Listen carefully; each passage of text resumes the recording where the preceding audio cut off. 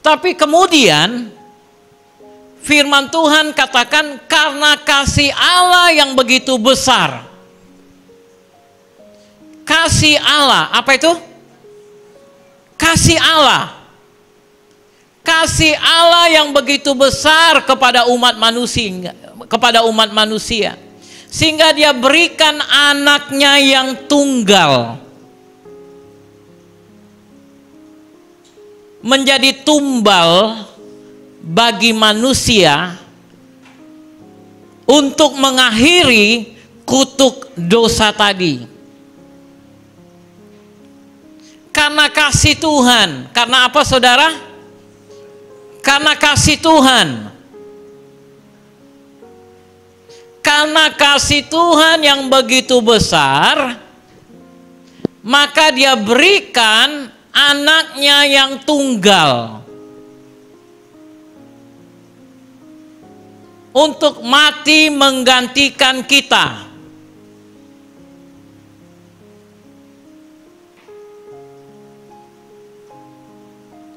Dia berikan anaknya yang tunggal untuk mati menggantikan kita, untuk membebaskan kita dari kutuk dosa, untuk membebaskan kita dari hukuman selama-lamanya itu, saudara. Itu sebabnya dalam Roma pasal 6 ayat 23 dikatakan, upah dosa ialah maut, tetapi karunia Allah ialah hidup yang kekal di dalam Kristus Yesus Tuhan kita. Karunia Allah hidup yang kekal dalam Kristus Yesus Tuhan kita.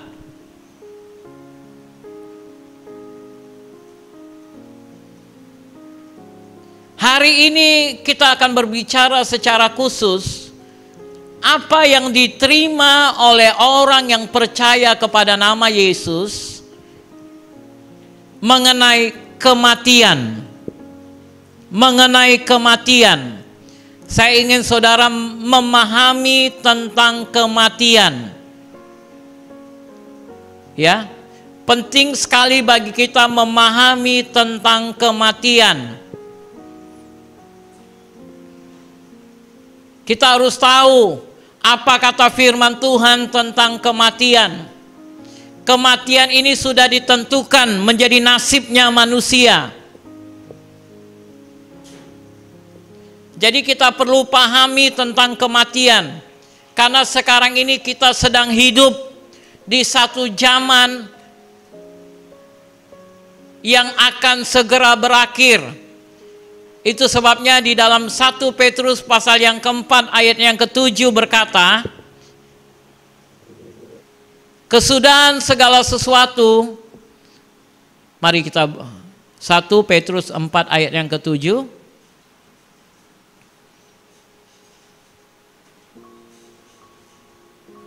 Mari baca bersama-sama 1, 2, 3. Kesudahan segala sesuatu sudah dekat. Karena itu kuasailah dirimu dan jadilah tenang supaya kamu dapat berdoa. Saudara, kesudahan segala sesuatu sudah dekat. Karena itu kuasailah dirimu dan jadilah tenang supaya kamu dapat berdoa.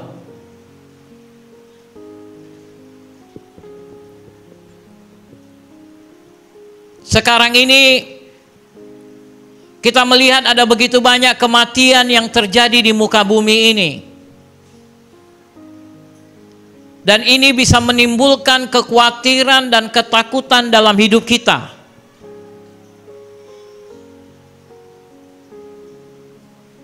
Haleluya. Saya ingin saudara memahami dengan benar. Menimba air keselamatan yang Tuhan berikan kepada kita. Bagaimana kematian bagi orang percaya? supaya saudara menjadi tenang, bisa menguasai diri, supaya kamu dapat berdoa. Karena situasi-situasi ini akan membuat kita akhirnya tidak bisa menguasai diri, tidak bisa menjadi tenang, dan tidak bisa berdoa.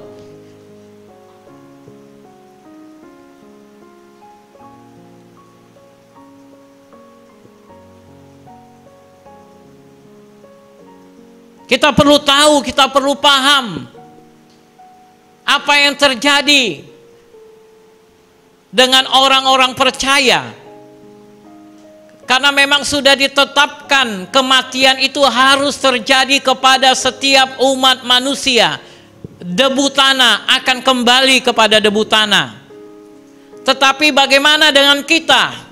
Kenapa Paulus katakan dalam Filipi pasal 1 ayat 21, bagiku hidup adalah Kristus dan kematian adalah menguntungkan.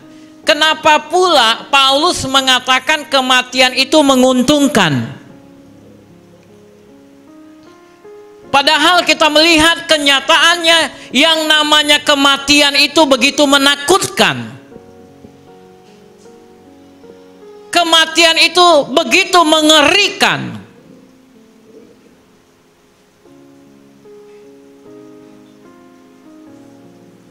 Itu Pak Ramin kemarin 3 kali telepon saya.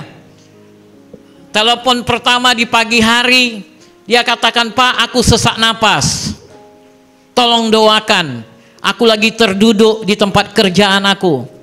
Akhirnya melalui telepon saya katakan, "Ayo kita berdoa." Telepon yang kedua, "Pak, aku udah di rumah sakit.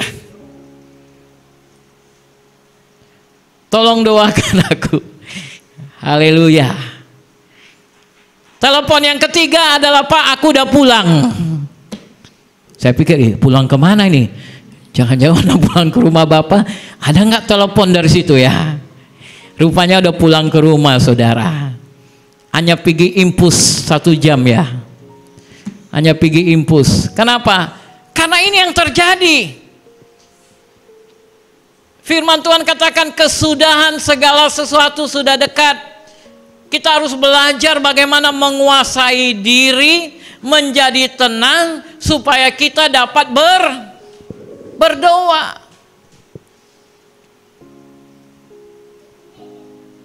Di Polonia ini aja dalam 1 minggu ini ada 3 orang meninggal karena asam lambung. Karena asam lambung. Termasuk tetangga kita yang di Mongosi di besar sana. Karena asam lambung. Kenapa? Kekhawatiran, ketakutan naik asam itu, saudara. Dan kalau kita nggak bisa menguasai pikiran kita, maka asam ini akan mengalir, menjalar ke seluruh badan kita.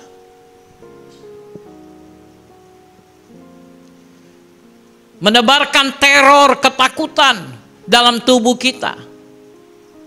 Sehingga dengan hal-hal kecil yang terjadi dalam tubuh kita, akhirnya itu bisa menjadi besar, terjadi dalam tubuh kita, saudaraku. Itu sebabnya kita perlu mengerti, perlu memahami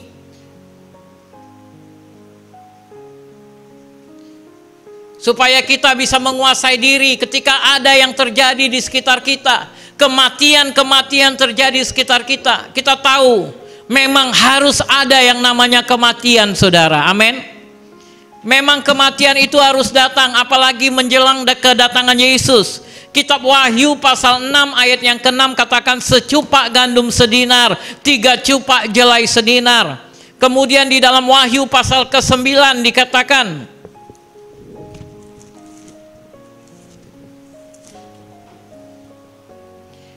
ayat 18. Wahyu 9 ayat 18.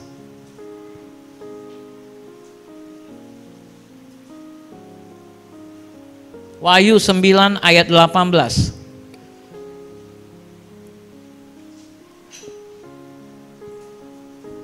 Apa kata firman Tuhan ini? Mari kita baca. Wahyu 9 ayat 18. Mari baca bersama-sama. Kok bunyinya beda? Bunyinya beda? Itu Alkitab dari mana? Saya akan baca ya, Wahyu 9 ayat 18. Oleh ketiga malapetaka ini dibunuh sepertiga dari umat manusia, yaitu oleh api dan asap dan belerang yang keluar dari mulutnya. Sepertiga dari umat manusia akan habis. Berapa jumlah umat manusia sekarang ini di muka bumi? Lebih kurang 7 miliar. Sepertiganya berarti, sepertiga dari 7 miliar berarti berapa? 2 miliar lebih. Amin. 2 miliar lebih. Itu kata firman Tuhan. Sepertiga daripada manusia akan habis. Tapi kita perlu mengetahui bagaimana dengan orang percaya.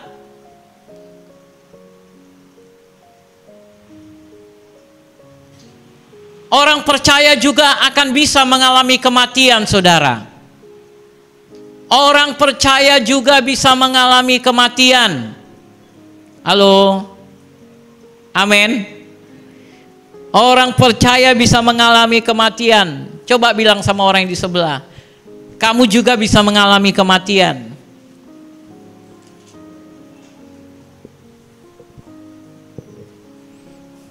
Tetapi bagi kita kematian itu berbeda. Kalau bagi orang yang belum ditebus oleh Kristus, kematian itu menjadi suatu hal yang sia-sia bagi hidup mereka, akhir segalanya. Tapi bagi orang percaya, kematian adalah awal hidup baru. Apa itu kematian bagi orang percaya? Awal kehidupan baru. Amin. Bagi orang percaya, kematian itu awal kehidupan yang baru. Di dalam 1 Petrus pasal 1 ayat yang ketiga dan ayat yang kelima sampai ayat 6 kita baca. 1 Petrus 1 ayat 3 sampai ayat yang ke-6. Mari kita baca bersama-sama. 1, 2, 3.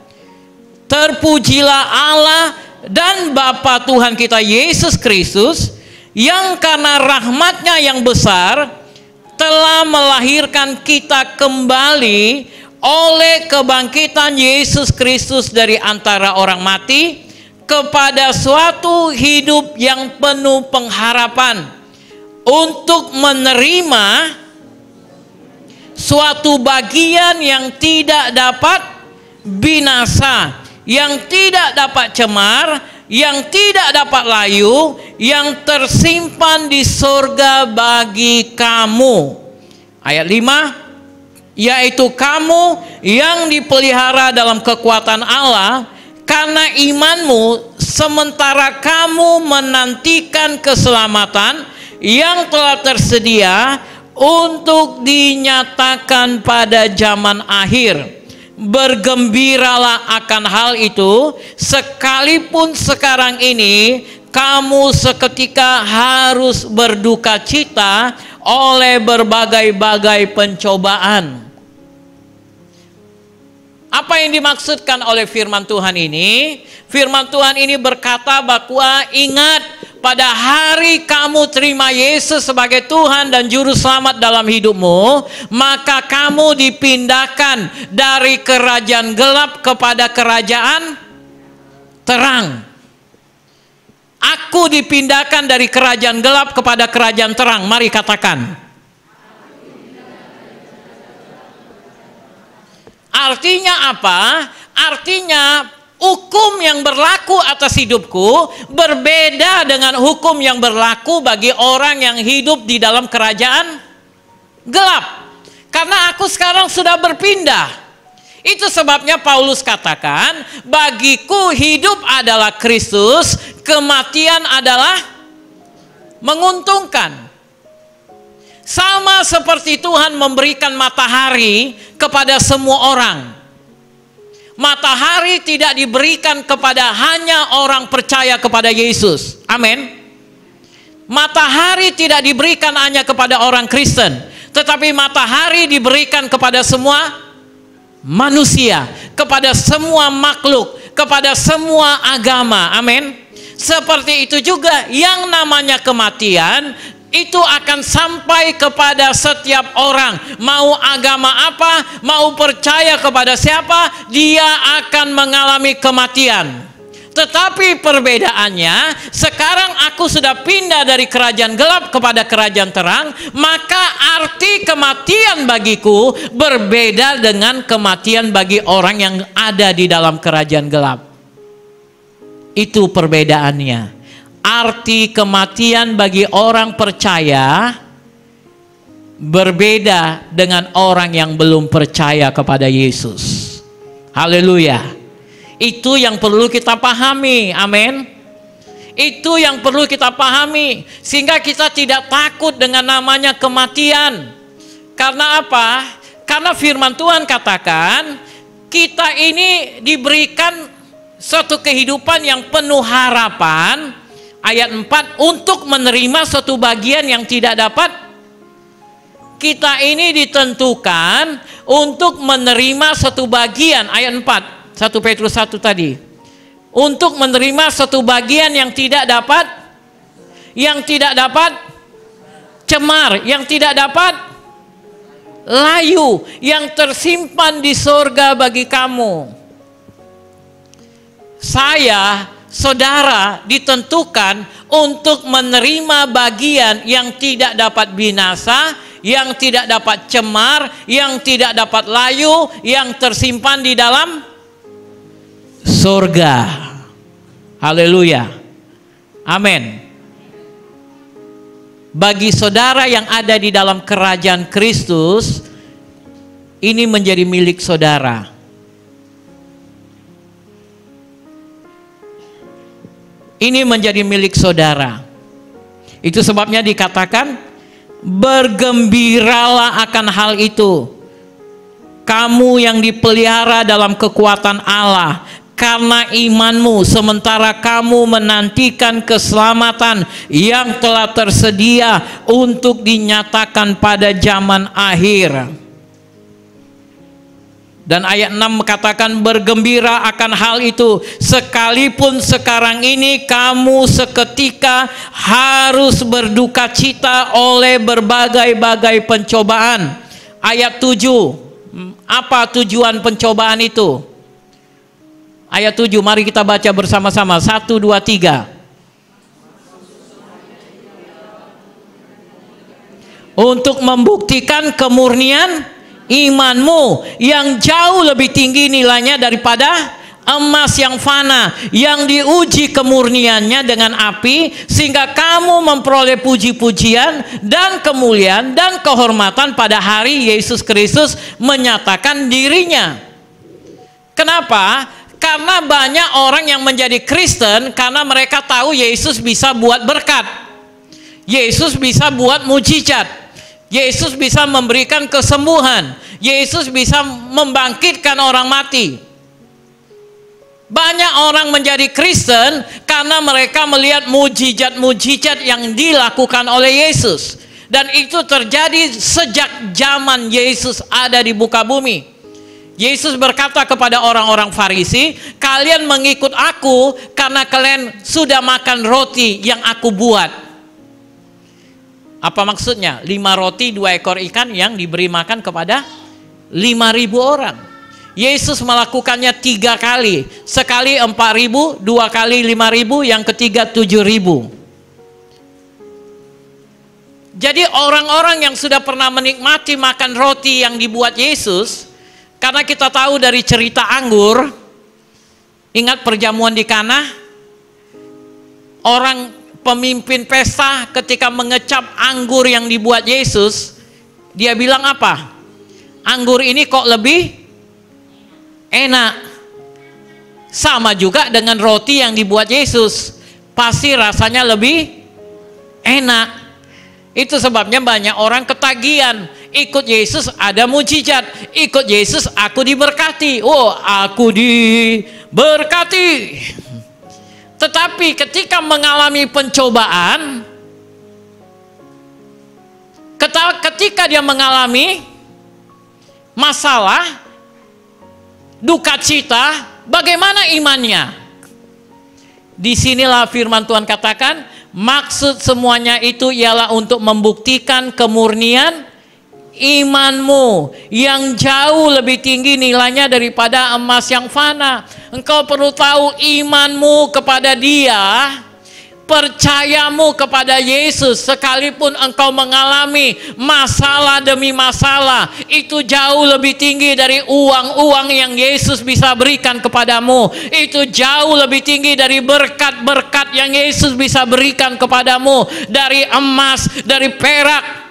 Memang benar Yesus bisa buat mujizat. Memang benar Yesus bisa memberkatimu. Yesus akan mengangkat engkau menjadi kepala. Memang benar. Tetapi maksud semuanya itu bukanlah untuk sampai hanya surga di bumi. Tapi Tuhan mau engkau sampai kepada surga yang sebenarnya. Dan yang paling penting adalah imanmu. Iman percayamu kepada Tuhan Yesus. Itu sebabnya kita diizinkan melewati berbagai macam pencobaan-pencobaan. Ayat 6 dikatakan, 1 Petrus 1 ayat 6. Sekalipun sekarang ini kamu seketika harus berduka cita oleh berbagai-bagai pencobaan. Kita harus melewati begitu banyak pencobaan-pencobaan, dan pencobaan-pencobaan ini membuat kita berduka cita. Tapi semuanya itu adalah untuk menguji kemurnian iman kita, saudara. Sampai di mana engkau percaya kepada Yesus? Sampai di mana imanmu kepada Yesus? Saya mau iring Yesus, saya mau iring Yesus sampai selama-lamanya. Meskipun saya susah